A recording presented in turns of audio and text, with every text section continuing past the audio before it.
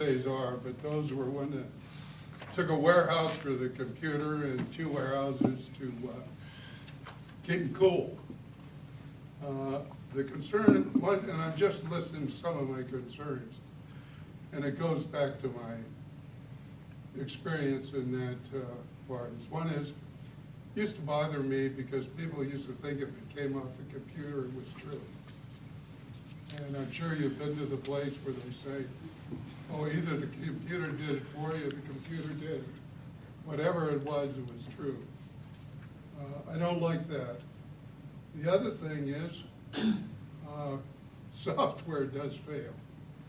And if you don't believe me, if everybody's got a PC, why would you ever have to reboot? That's something called the deadly embrace, which most good operating systems know how to solve. So don't tell me software doesn't fail. If it does, the next time it breaks, don't turn it back on until somebody comes and fixes the software. And by the way, hardware also fails. So you can't just blame the software guys. The other thing I was wondering though, on this deal, how would you verify the results?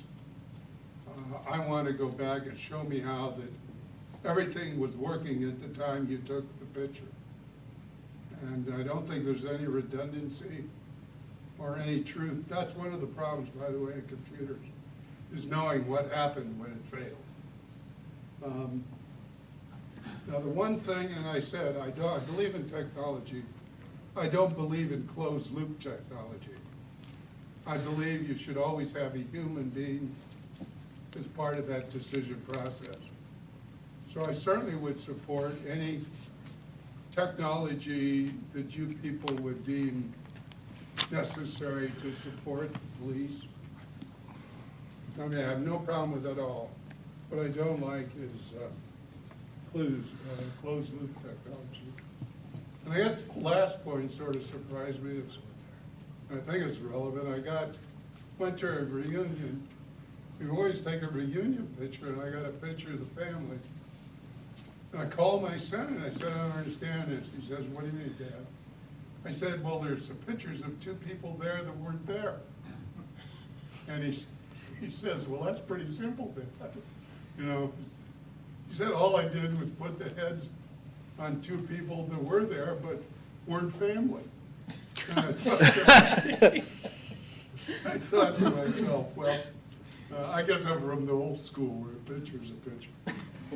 But anyway, and the only other comment I would like to advise us on different subjects, I talked to you about the compensation and stuff. I would hope that the human resource manager would put together a compensation study that shows the compensation of the city employees as it's compared to the business sector, both Wauchula, Vancouver. But the last time I was here and they were showing it was always city against city. And I think what's really important is what's happening outside the city as well. Thank you. Thank you, Mr. Bolin. Charlie.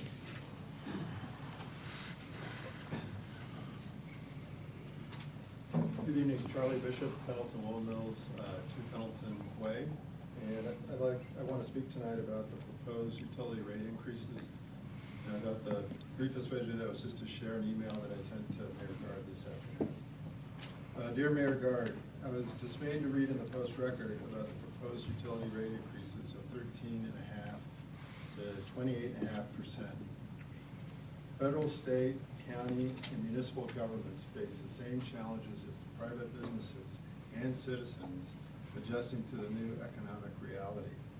We've had to cut our workforce by 25%, freeze salaries and benefits, pass on healthcare costs, and fundamentally change the way we do business in order to survive.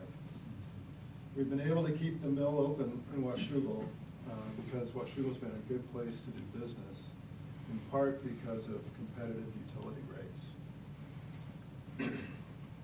We cannot afford these increases, let alone, or any increases, let alone increases of 13.5% to 28.5%.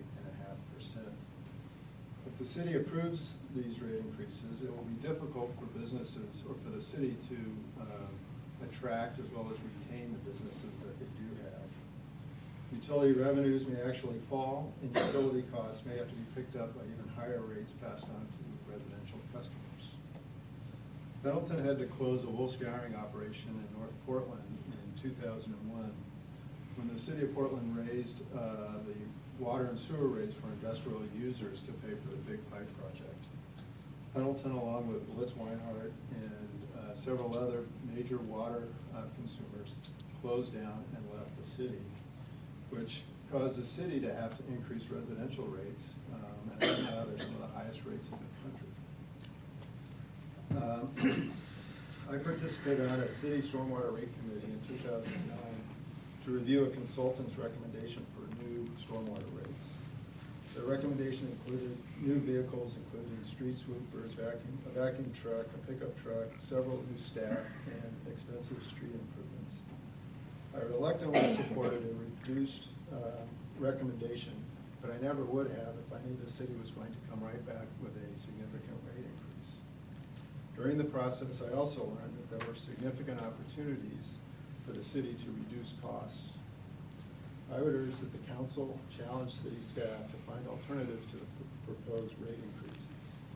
This is not the time to pass on a 13 to 28% increase to businesses or residents. Thank you. Thanks, Charlie. Any other members of the public wishing to speak? Hello, Barbara. Fine, I'm gonna do it from here, if that's all right. Barbara Curry, 303 Love Street, apartment 4, in Marshall Road.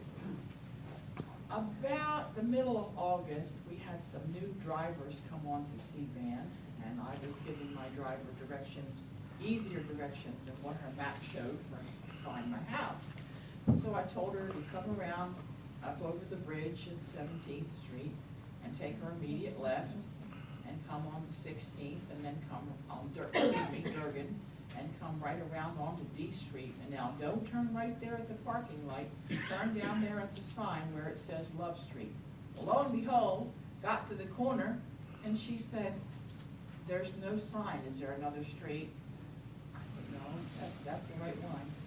So I made a call a little later on to Public Works and asked them if they knew that sign wasn't there.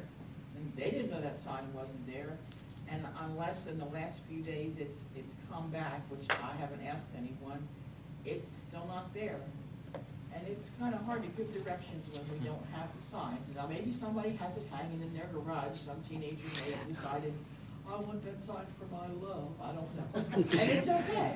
But I'd like to find out how we could get that sign put back up. Because there are people that, when you give them good directions, there's not any good directions to give them because it's not there. Thank you.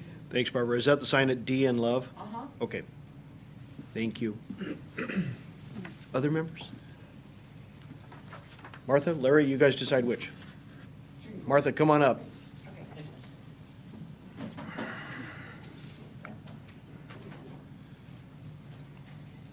Martha Martin, Washougal, same address as Richard Handy.